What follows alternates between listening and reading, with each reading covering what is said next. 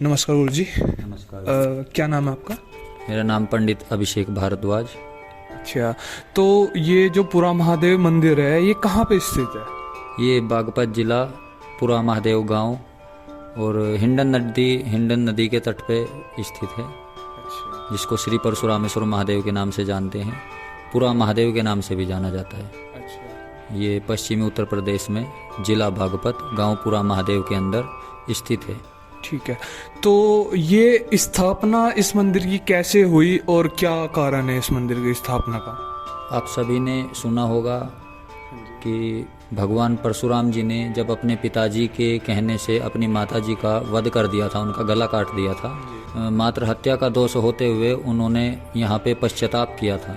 भगवान शंकर जी को प्रसन्न किया पूजा पाठ करके, तब भगवान शंकर जी ने स्वयं दर्शन दिए और उनकी माताजी को जीवित किया।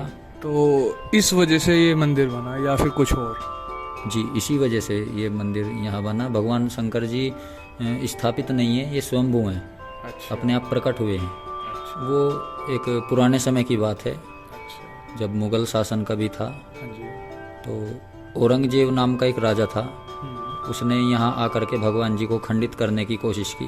अच्छा। जो कि अभी भी उसके प्रहार के चिन्ह भगवान जी के ऊपर हैं, लेकिन भगवान जी खंडित नहीं माने जाते क्योंकि वो स्वयंभू हैं। तो यहाँ पे मतलब कब कब आते हैं लोग बाग और क्या कारण है यहाँ पे और आने का कुछ? यहाँ लोग तो परमानेंट आते हैं, अच्छा। लेकिन विशेष जो कार्य होता है भीड़ का, वो श्रावण में या फाल्गुन में होता है। कावड़ के समय अधिक भीड़ होती है। हरिद्वार से गंगा जल लेकर के कावड़ में गंगा जल ला करके यहाँ भगवान का जलाभिषेक किया जाता है।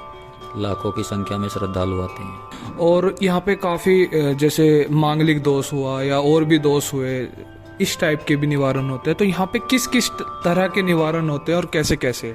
यहाँ अधिकतर सभी तरह के निवारण किए जाते हैं और सभी तरह की पूजाएं होती हैं, जो कि विशेष महादेव के लिए पूजा होती है। अच्छा, तो ऐसा क्या कारण है जिससे हम महादेव को प्रसन्न कर सकते हैं, या क्या कौन सी पूजा है? विशेष तो महादेव जी के लिए रुद्राभिषेक होता है, जो कभी भी किसी भी समय किसी भी अवस्था में आप कर सकते हैं। कोई भी कर सकता है, जो भक्त करना चाहे वो कभी भी किसी भी समय आकर के कर सकता है। लेकिन अभिषेक या कोई भी पूजा पाठ करने की एक समय विधि है, जैसे कि सुबह 4 बजे से शाम के 4 बजे तक कोई भी आकर के पूजा कर सकता है।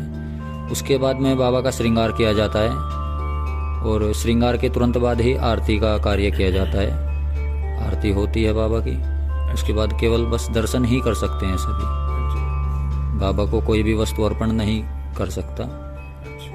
तो महादेव पे ज़्यादातर भांग भी चढ़ाई जाती है, दूध भी चढ़ाया जाता है और आदि चीज़ें भी चढ़ाई जाती है, तो इनका क्या कारण है और क्या क्या चीज़ें चढ़ाई जाती हैं थोड़ी सी? यहाँ बाबा को पंचामृत से स्नान किया जाता है, जो कि दूध, दही, घी, शहद, बूरा, गंगा जल इत्यादि मिला करके पंचामृत बना करके बाबा को अर्पण किया जाता है। जिसकी जो भी मनोकामना हो, जिस तरीके की भी मनोकामना हो, कोई कैसा भी कार्य हो और कैसी भी कार्य सिद्धि उसको प्राप्त करनी होती है, तो बाबा से हो जाती है। बाबा उनको आशीर्वाद देते हैं, उनके हर मनोरथ पूर्ण करते हैं। अच्छा, तो अभी जैसे नवरात्रे चल रहे हैं या आने वाले हैं नवरात्रे, तो मैया को हम किस किस तरह से हमें पूछ सकते हैं हम और क्या क्या तरीके होते हैं? जैसे कि अभी नवरात्रे प्रारंभ होने वाले हैं, अश्विनी मास के नवरात्रे प्रारंभ होने वाले हैं और उसमें हम नव दुर्गा की पूजा करते हैं। अच्छा। जो हमारी नव दुर्गा माता हैं, जैसे कि दुर्गा सप्तशती में सभी के नाम, उल्लेख और पूजा की विधि, सभी तरीके की विधि उसमें दी हुई है। जैसे कि नौ दुर्गा के नाम हैं: प्रथमम शैलपुत्री च, द्वितीयम ब्रह्मचारिणी, तृतीयम चंद्रघंटेति, कुष्ठमांडेति, चतुर्थकम पंचमम स्कंधमातेति, षष्ठम कात्यायनीति च, सप्तमम कालरात्रीति, महागौरीति चाष्टमम। इस तरीके से माँ भगवती के 9 नवरात्रे होते हैं और इन नवरात्रों में रोज माँ भगवती का, दुर्गा सप्तशती का रोज एक पाठ भी किया जा सकता है। और जैसे कि बड़े बड़े यज्ञ अनुष्ठान होते हैं, जैसे आप नवचंडी महायज्ञ होता है, नवचंडी महायज्ञ नवरात्रों में होता है, हाँ जी, और सहस्त्र चंडी महायज्ञ होता है, बड़े बड़े अनुष्ठान किए जाते हैं। हाँ जी। इसी आधार से माता रानी की पूजाएं होती हैं।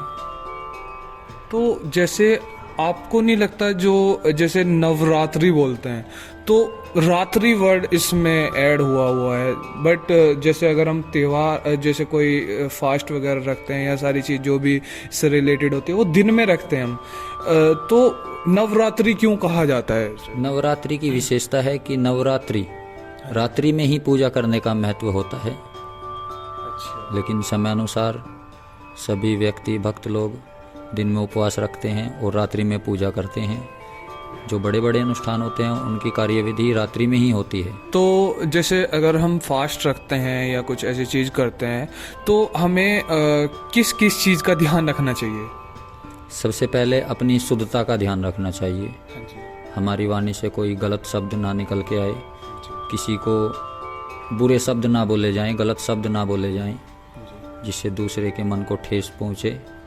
ऐसे शब्द का प्रयोग हमें किसी को भी नहीं करना चाहिए, ये विशेषता होती है। तो इससे अलावा जैसे हम सुबह के टाइम पे किस टाइप से हम कर सकते हैं, दोपहर के टाइम पे क्या है, शाम के टाइम पे क्या है, ऐसे कुछ? आप किसी भी समय किसी भी देवी देवताओं की पूजा कर सकते हैं। ऐसा कोई समय मान्य नहीं है कि आप इस समय से लेकर के उस समय तक ही पूजा करेंगे, ऐसा नहीं है। और कुछ ऐसी बात जो आप बताना चाहें?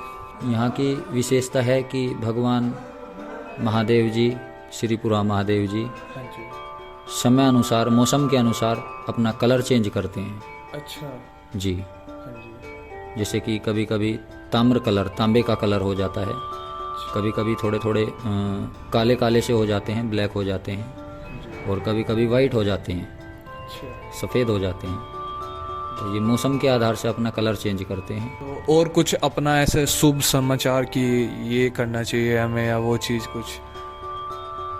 अब शुभ समाचार तो ये है कि बाबा भोलेनाथ के लिए आप किसी भी तरीके से पूजा कर सकते हो, आराधना कर सकते हो, यज्ञ अनुष्ठान कर सकते हो, मंत्र जाप कर सकते हो।